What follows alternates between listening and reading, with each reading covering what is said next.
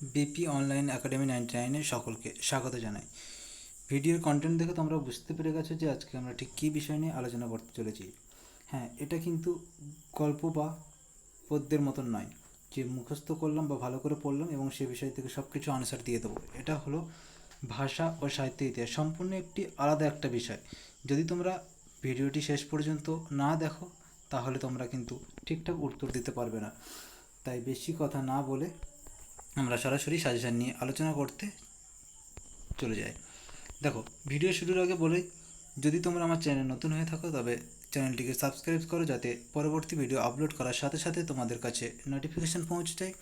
আর প্রচুর পরিমাণে বন্ধুদের শেয়ার করো এবং কমেন্ট করে জানিও যে ভিডিও কেমন লাগলো। দেখো, সাজেশানের প্রথমে কি বলছে, বরেন্দ্রী উপভাষা কোথায় প্রচলিত আছে? আনসার হচ্ছে কি, মালদহ, দিনাজপুর ও রাজশাহীতে। পরের প্রশ্ন বলছে, হতুন পেঁচার নকশা কার লেখা? উত্তর, কালীপ্রসন্ন সিং। দেখো, এইভাবে তো পরপর প্রশ্ন উত্তর পড়লেই তোমরা বুঝতে পেরে যাবে এবং সহজেই তোমরা আনসার এখান থেকে বুঝতে পারবে। কিন্তু যে বিষয়গুলো তোমরা সহজে বুঝতে পারবে না সেগুলো হলো কিছু বিবৃতিমূলক প্রশ্ন এবং কিছু স্টার মার্কস দিয়ে কিছু আমি প্রশ্ন লিখেছি, সেগুলোকে একটু ভালো করে দেখো। দেখো, 11 নম্বর কোশ্চেন কি বলছে, কবিরের লেখা দোহা কোন ভাষায় রচিত? দেখো, উত্তর বলছে অবধি, ব্রজ ও ভোজপুরি ভাষায় লেখা। স্টার মার্কস দিয়ে লিখেছে কি, দোহা কাকে বলে? না, হিন্দি ভাষায় রচিত 2 পংক্তির কবিতাকে দোহা বলে। তারপরে দেখো, সাঁওতালি ভাষার লিপির নাম কি? উত্তর বলছে অলিচিক। দেখো, ব্যাকের মধ্যে লেখা আছে এই লিপির উদ্ভাবক হলেন কে? না, রঘুনাথ মুর্মু। যদি আমরা এইভাবে না কিছু কোশ্চেনের আনসার নিই তাহলে কিন্তু আমাদের পরীক্ষার ক্ষেত্রে সব প্রশ্ন কমন পাওয়া সম্ভব নয়। কারণ তোমরা জানো যে এমসিকিউ হয়ে যায় খুব অসুবিধা হয়েছে, এমসিকিউ যেমন খুব সহজ তেমনই খুব কঠিন। তাই এইভাবে আমাকে সাজেশানটা বানাতে হয়েছে। তারপরে দেখো, 16 দাগের কোশ্চেন কি বলছে, বাংলা ভাষার প্রাচীনতম নিদর্শন কি? উত্তর বলছে চর্যাপদ। দেখো, প্যারাগ্রাফের মধ্যে আমি লিখেছি এটা যে চর্যাপদ মূলত কি না, সাধন সঙ্গীত। তারপরে কি বলছে দেখো, ছান্দস কি? ছান্দস বলছে লেখ্য ও প্রাচীন ভারতীয় আর্য ভাষাকে একত্রে কি বলা হয়? ছান্দস। তারপরে পরের প্রশ্ন দেখো, 22 দাগের প্রশ্ন বলছে, শ্রীকৃষ্ণ বিজয় কাব্য রচনা করেন চণ্ডীদাস। দ্বিতীয় বাক্য বলছে প্রাকৃত ভাষা থেকেই পালি ভাষার জন্ম। তৃতীয় ভাষা কি যে বলছে প্রাচীন বাংলা প্রত্ন বাংলা নামেও পরিচিত। 4 নম্বর বাক্য কি বলছে, বাংলা ভাষার জন্ম 600 খ্রিস্টাব্দে। উত্তর কি বলছে, 3 নম্বর বাক্য ও 4 নম্বর বাক্য সত্য, 1 নম্বর ও 2 নম্বর বাক্য কি না, মিথ্যা। তারপরে দেখো, যে প্রশ্নগুলো আছে 23, 24, 25, 26, এগুলো তোমরা খুব সহজেই বুঝে নিতে পারবে এবং উত্তরও দিতে পারবে। 27 দাগে কি বলছে দেখো, বিবৃতিয়ন কি বলছে, পৃথিবীর অধিকাংশ ভাষাকেই একটা ভাষা পরিবারে বর্গীভূত করা হয়েছে। বিবৃতি 2 কি বলছে, যে ভাষাগুলোকে বর্গীভূত করা যায়নি তাদের বলা হয় অবর্গীভূত ভাষা।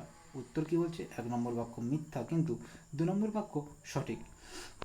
28 কি বলছে, বিবৃতিয়ন মিশ্র ভাষা লিখিত সাহিত্যের বিকাশের প্রায় সম্ভাবনা নেই। কারণ কি বলছে, মিশ্র ভাষার শব্দ ভাণ্ডার সীমিত। উত্তর কি বলছে, দুটো বাক্যই ঠিক কিন্তু 2 নম্বর বাক্য 1 নম্বর বাক্যের সঠিক কারণ না। বাংলাদেশের প্রথম বাঙালি সাহিত্যিকের নাম কি? আনসার বলছে অভিনব। তারপর 30 থাকে কি বলছে, টালো তো মোর ঘর নাহি পড়ে বেশি, পদটি কার লেখা? উত্তর হচ্ছে ডেন্ডন পাত। দেখো, টাইপিংয়ের জন্য একটু অসুবিধা হয়েছে, তাই তোমরা যদি কোনো উত্তর বুঝতে অসুবিধা হয় তাহলে কিন্তু তোমরা অবশ্যই কমেন্ট করে জানিও। তারপর কি দেখো, স্টার মার্ক দিয়ে ভালো করে এটা দেখো, বলছে চর্যাপদে 24 জন কবির নাম পাওয়া যায়। এই কবিতাগুলি প্রধানত পদাকুলক ছন্দে লেখা। হরপ্রসাদ শাস্ত্রী এর নাম দিয়েছিলেন চর্যাচর্য বিনিশ্চয়। দেখো, প্রশ্ন কি আসতে পারে এখানটায়, চর্যাপদের কতজন কবির নাম পাওয়া যায় আসতে পারে, তার উত্তর হবে কত না, 24। তারপর কি বলছে, এগুলি কোন ছন্দে লেখায়, এমন প্রশ্ন হতে পারে। কিংবা এমনও প্রশ্ন হতে পারে যে হরপ্রসাদ শাস্ত্রী এর নাম কি দিয়েছিলেন, উত্তর হবে চর্যাচর্য বিনিশ্চয়। আর কিন্তু গ্রন্থকারে প্রকাশের সময় এর নাম রাখা হয় কি না, 1000 বছরের পুরনো বাংলা ভাষায় বৌদ্ধ গান ও দোহা। তারপর কি বলছে, চর্যাপদের ভাষা। চর্যাপদের ভাষা হচ্ছে মূলত সন্ধ্যা ভাষা। আর সন্ধ্যা শব্দের প্রকৃত অর্থ কি না, সম্যক ধ্যান। চর্যাপদের আদি পদকার হলেন লুইপা। আর চর্যাপদের সবচেয়ে বেশি পদ পাওয়া যায় কান্নপাদের পদে। তারপরে দেখো, 32, 33, 34, এইভাবে সব প্রশ্নগুলো তো তোমরা আনসার দিতেই পারবে খুব সহজে, পড়লে বুঝতেও পেরে যাবে।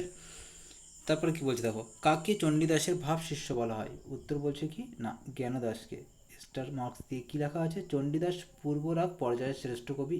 এই পর্যায়ের একটি পদ হলো সই, কে বা শুনাইল শ্যামনাম।